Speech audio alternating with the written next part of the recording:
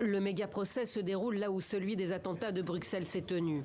Sur les 125 prévenus qui doivent comparaître, 47 ont été placés en détention préventive. Tous sont accusés d'appartenir à un vaste trafic de cocaïne entre l'Amérique du Sud et l'Europe, avec la capitale belge pour centre logistique.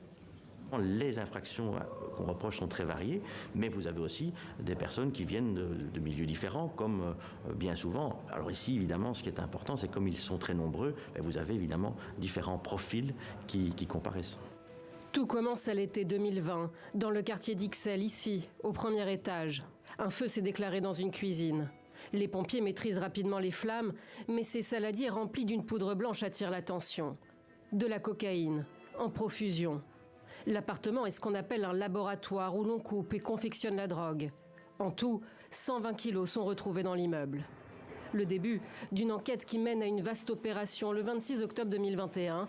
Plus de 1000 policiers sont mobilisés. Grâce notamment à l'infiltration de messageries cryptées, les enquêteurs ont mis la main à Bruxelles sur une dizaine de sites clandestins pour extraire, conditionner et stocker la cocaïne. C'est un problème européen, donc tout ça rentre par Anvers, par Rotterdam, mais également par d'autres ports qui sont des ports de substitution, Le Havre ou Hambourg. Et donc nous avons un phénomène d'exportation et d'importation. Pour les trafiquants, Bruxelles ne serait qu'un point de passage destiné à alimenter en drogue l'Italie, la Suède et l'Allemagne notamment. Les accusés sont belges, mais aussi français, colombiens, albanais ou d'Afrique du Nord. Le procès, inédit dans l'histoire judiciaire du pays, doit durer 5 mois. Malgré le démantèlement de cette filière, plus de 108 tonnes de cocaïne ont été saisies en Belgique depuis le début de l'année.